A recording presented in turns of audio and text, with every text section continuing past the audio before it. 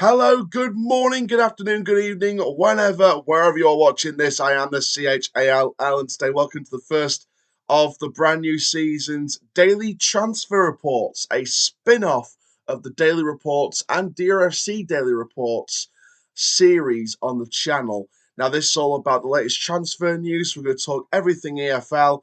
We've got some news from Coventry and also from Derby also. And some news involving Charlton in this video. So before we get started, make sure you do like, comment, subscribe, click the notification bell so you never miss another YouTube video.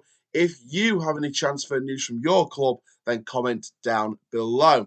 And for now, let's have a look at everything going on this morning in the world of transfers in the Football League. So starting off with Coventry City, we've got a double header from Coventry City. We're going to start off with a potential outgoing, as reported in the news via Richard Cawley, via London News Online, about Matt Godden and a potential exit to Charlton. Now, Matt Godden is, you consider, third choice at Coventry. He still made 34 appearances in the league this year, 6 goals. Obviously, this is before the final day of the championship, which takes place on Saturday this week.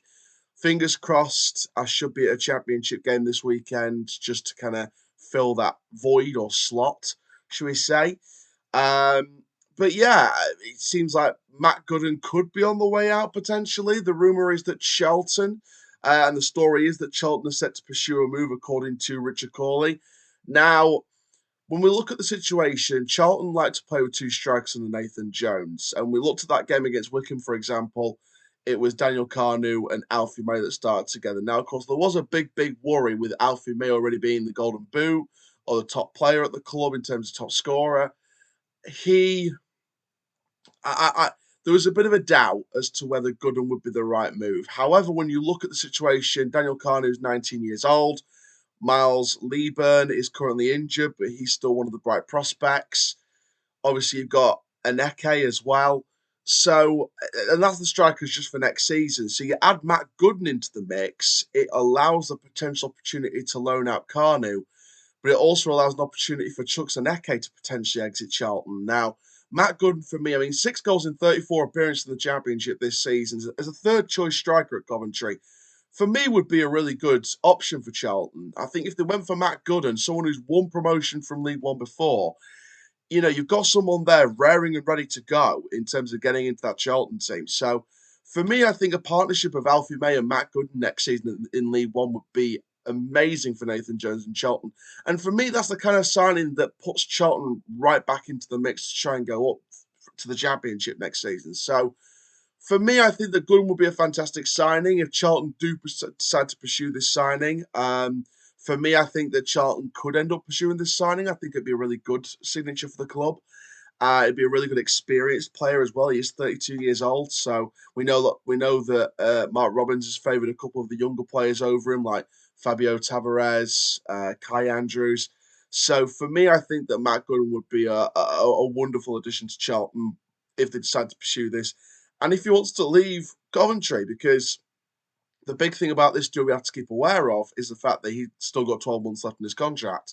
So you'd require a bit of a fee from Charlton for the striker's services. So if Coventry want to pursue this deal and if Charlton have the money to pay for this deal, they'll do it. And I think that would be a really good acquisition for the club. And we're definitely going to keep eyes on the situation for sure.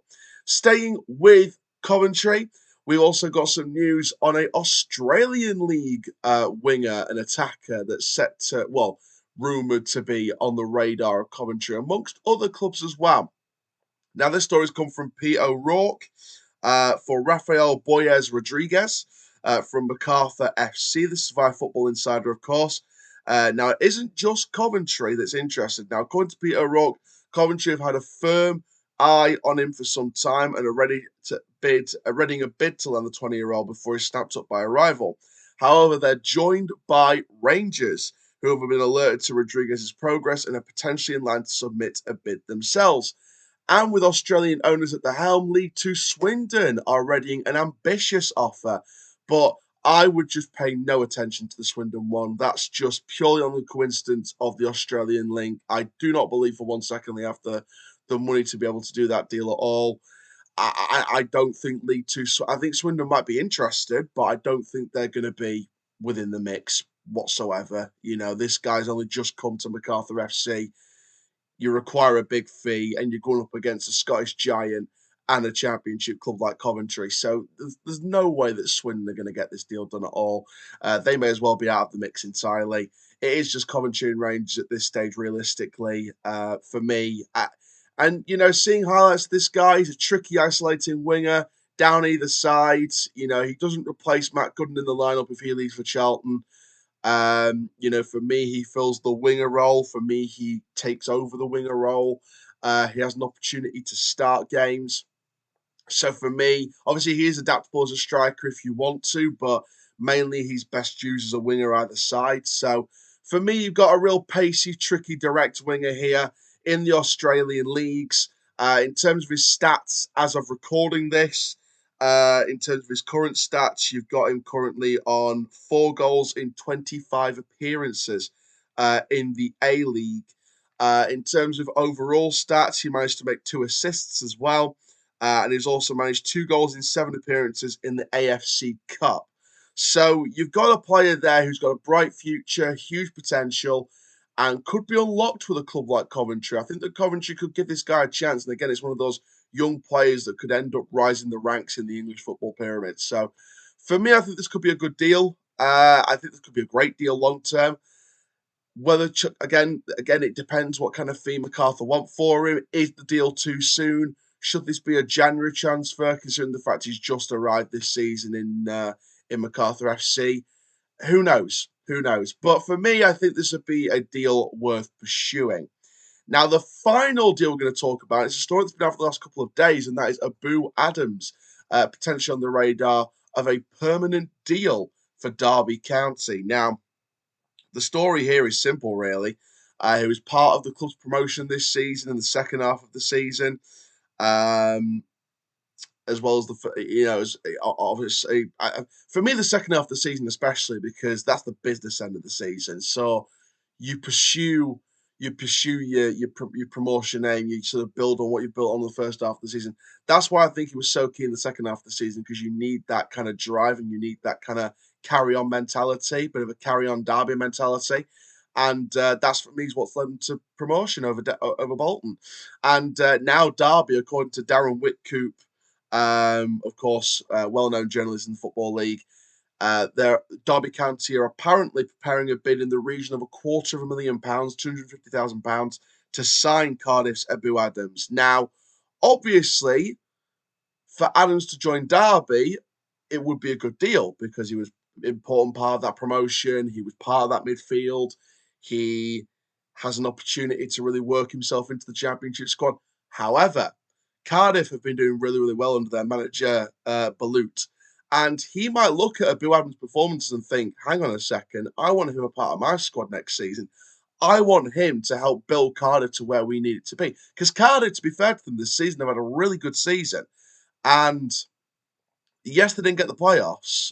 I don't think they're going to get the playoffs. But for me, I think they've had a good season. And I think that someone of Ebou Adams' quality, for what he's shown at Derby during their promotion, puts him well in the ranks of Cardiff. And I think it all depends on what Cardiff go for in the window. I think that it all depends on what their aims are for the transfer window. It all depends on what kind of player they want to go for in the window. Do they want to go for a ball-winning midfielder? Do they want to go for a box-to-box? Do they want to go for a playmaker?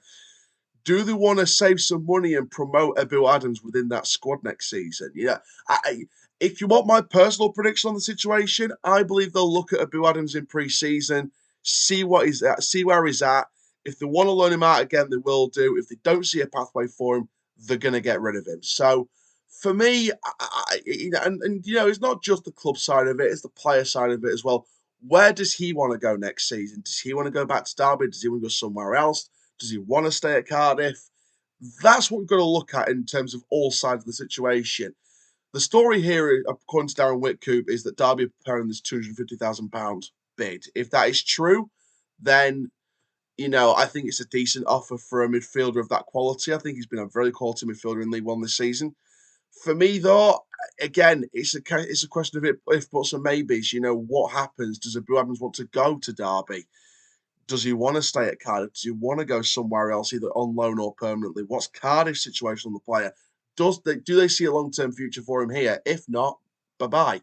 So for me, it's going to be very, very interesting. I think a move to Derby permanently would be the best move, in my opinion. I think Cardiff will look at other options in the midfield to try and improve the quality of depth in that role, get Cardiff moving up the table, get them closer and closer to going back to the Premier League for the first time in what 5, 6 years now. So for me, I think that Ebou Adams' best option is probably to leave, preferably to Derby.